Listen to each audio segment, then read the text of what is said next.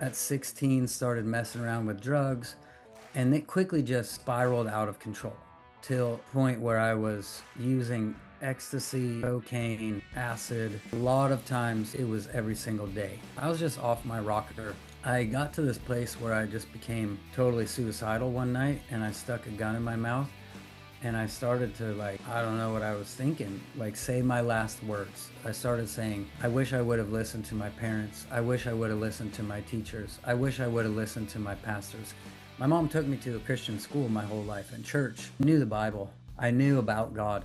I wish I could start my life over. And then I hear out of my mouth, I wish I could just be born again. I felt somebody walk in the room.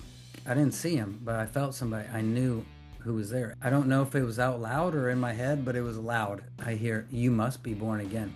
And I said, Jesus, if you're real, you got to make me born again, or I'm going to pull the trigger. And I just started weeping and weeping and weeping. And all the sins inside of me were like forcing their way out. And I just fell asleep confessing everything that was like flooding my mind. Woke up the next day, loaded gun still on my nightstand. I get up, go outside. I'm like, wow, look how blue the sky is. Look how green the trees are. Look at the grass. I was so overloaded with how beautiful things were because I'd been living in a horrible filter for so long.